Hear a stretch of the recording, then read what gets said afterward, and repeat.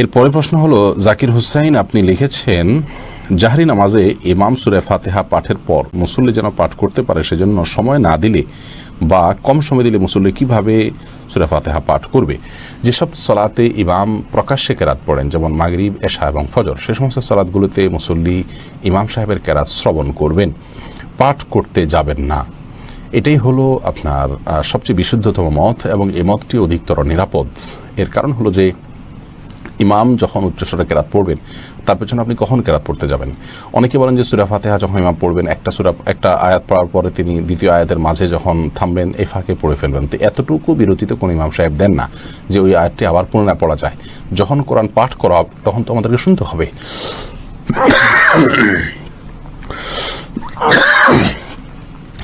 Sorry, আল্লাহ তাআলা বলেছেন ওয়াইদা কুরিয়াল কোরআন ফাসতামিউ লাহু আনসিতু লাআল্লাকুম তুরহামুন। যখন কোরআন পাঠ করা হয়, তেলাওয়াত করা হয়, তখন তোমরা শুনবে এবং মনোযোগ দিয়ে শুনবে এবং চুপ থাকবে।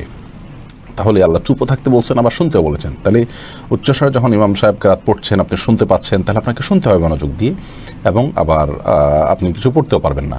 যখন থামবে পরবর্তী আয়াতের মাঝে, এখানে তো এত অল্প সময়ের জন্য থামেন যে এর মধ্যেও আয়াতটি পড়ে শেষ করা যায় না। আর যদি পড়তে যান তাহলে হুলস্থুল করে পড়তে হবে। অনেকে বলেন যে সূরা ফাতিহা ইমাম শেষ করার পর অন্য সূরা মেলানোর আগে এই ফাঁকে পড়ে ফেলবেন। এটাও যৌক্তিক কোনো কথা নয়, কারণ সূরা ফাতিহার পরে আর সূরা মেলানোর আগে এখানে তো খুব লম্বা গ্যাপ দেওয়া হয় না যে সূরা ফাতিহা পুরোটা পড়া যেতে পারে। অনেকে বলেন যে ইমাম সাহেবের উচিত সময় দেওয়া, এবং অনেক মসজিদে দেনও, বিশেষ করে সৌদি আরবে দেখা যায়।